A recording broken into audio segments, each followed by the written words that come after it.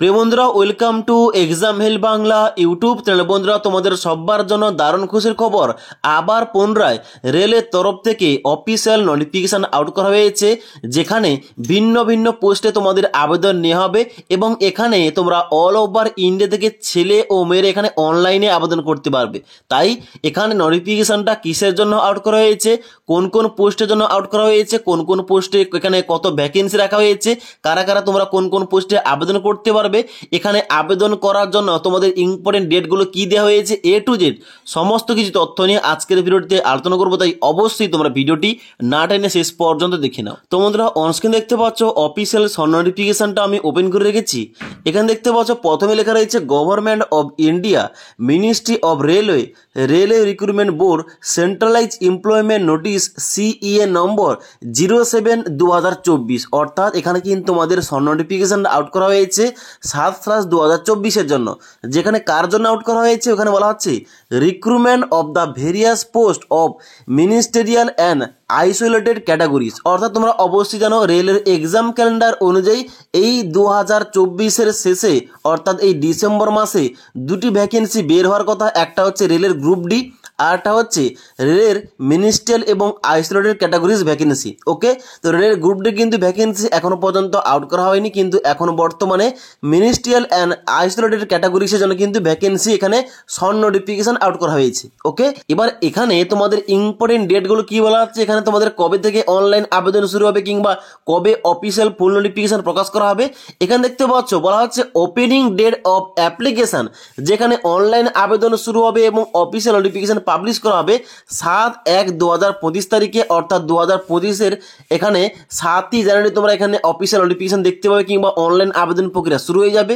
তোমরা অনলাইন আবেদন করতে পারবে এই ভ্যাকেন্সির জন্য 6/2/2025 তারিখ পর্যন্ত, অর্থাৎ 6 ফেব্রুয়ারি 2025 তারিখ পর্যন্ত। ওকে, এবার তোমরা দেখে নাও এখানে তোমাদের যে মিনিস্ট্রিয়াল এবং আইসোলেটেড ক্যাটাগরিজ এর মধ্যে কোন কোন পোস্টের জন্য এখানে নোটিফিকেশনটা আউট করা হয়েছে। দেখতে পাচ্ছ অন স্ক্রিন, এখানে কিন্তু তোমাদের ছকের মাধ্যমে নেম অফ দ্য পোস্টের জায়গায় এখানে পোস্টের নাম এ টু জেড দেওয়া রয়েছে, তারপরে এখানে পে লেভেল দেওয়া রয়েছে, তারপরে এখানে তোমাদের ইনিশিয়াল পে দেওয়া রয়েছে, তারপরে মেডিকেল স্ট্যান্ডার্ড দেওয়া রয়েছে, তারপরে তোমাদের এজ লিমিট উল্লেখ করা রয়েছে এবং তার সঙ্গে সঙ্গে এখানে ওই পোস্টে তোমাদের ভ্যাকেন্সি কত হয়েছে এখানে কিন্তু তোমাদের ডান দিকে উল্লেখ করা রয়েছে। ওকে, তো একে একে বলছি, তোমরা দেখে নাও।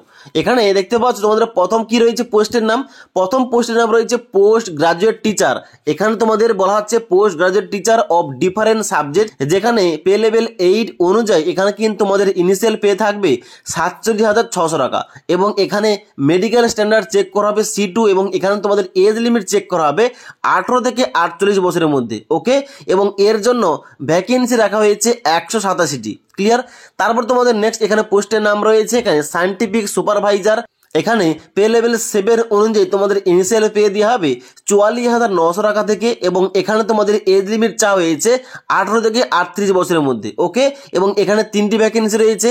তারপর এখানে নেক্সট রয়েছে ট্রেন গ্রাজুয়েট টিচার অর্থাৎ টিজিটি, এর জন্য এখানে তোমাদের পে লেভেল 7 অনুযায়ী বেতন দেওয়া হবে, যেখানে কিন্তু অবশ্যই তোমাদের ইনিশিয়াল পে থাকবে 44,900 টাকা এবং এখানে তোমাদের এজ লিমিট থাকছে 18 থেকে 48 বছরের মধ্যে, যার জন্য এখানে ভ্যাকেন্সি রাখা হয়েছে 338টি। ওকে, তারপর তোমাদের নেক্সট এখানে পোস্টের নাম রাখা হয়েছে চিফ ল অ্যাসিস্ট্যান্ট, যার জন্য এখানে তোমাদের 44,900 টাকা থেকে বেতন তোমাদের শুরু হবে। এখানে তোমাদের এজ লিমিট চাওয়া হয়েছে 18 থেকে 43 বছরের মধ্যে এবং এর জন্য ভ্যাকেন্সি রয়েছে 54টি। ওকে, এবং তারপর তোমাদের নেক্সট এখানে পোস্টের নাম রয়েছে পাবলিক প্রসিকিউটর। এখানে তোমাদের টোটাল 20টি ভ্যাকেন্সি রয়েছে এবং তারপর তোমাদের নেক্সট এখানে পোস্টের নাম রয়েছে ফিজিক্যাল ট্রেনিং ইনস্ট্রাক্টর, যেখানে 18টি ভ্যাকেন্সি, সায়েন্টিফিক অ্যাসিস্ট্যান্ট ট্রেনিং যেখানে 2টি ভ্যাকেন্সি, জুনিয়র ট্রান্সলেটর ভ্যাকেন্সি যেখানে 130টি ভ্যাকেন্সি, তারপরে সিনিয়র পাবলিসিটি ইন্সপেক্টর যেখানে 3টি ভ্যাকেন্সি।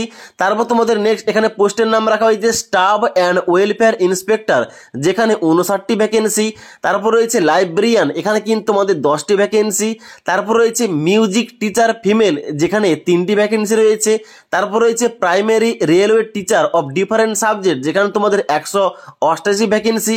তারপর রয়েছে অ্যাসিস্ট্যান্ট টিচার যেখানে 2টি ভ্যাকেন্সি রয়েছে, তারপর রয়েছে ল্যাবরেটরি অ্যাসিস্ট্যান্ট স্কুল যেখানে 7টি ভ্যাকেন্সি, এবং তার সঙ্গে সঙ্গে এখানে ল্যাব অ্যাসিস্ট্যান্ট গ্রেড 3 যার জন্য কিন্তু এখানে 12টি ভ্যাকেন্সি রয়েছে।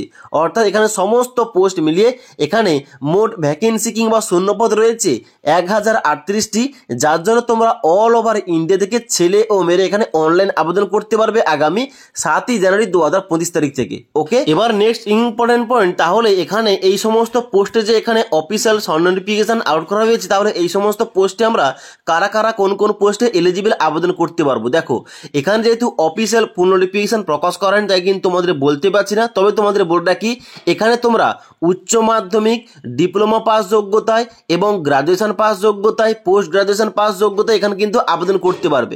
এখানে কিন্তু তোমরা কোনো পোস্টে মাধ্যমিক কিংবা আইটিআই কোয়ালিফিকেশনের উপর ভিত্তি করে আবেদন করতে পারবে না, কারণ এখানে প্রতিটি পোস্ট কিন্তু এখানে হাইয়ার কোয়ালিফিকেশন চাওয়া হবে, যেখানে কিন্তু তোমাদের উচ্চ মাধ্যমিক না হলে ডিপ্লোমা আর না হলে তোমরা গ্রাজুয়েশন পাস যোগ্যতায় আবেদন করতে পারবে, এবং তার সঙ্গে সঙ্গে তোমাদের কিন্তু এক্সপিরিয়েন্স চাওয়া হয়েছে।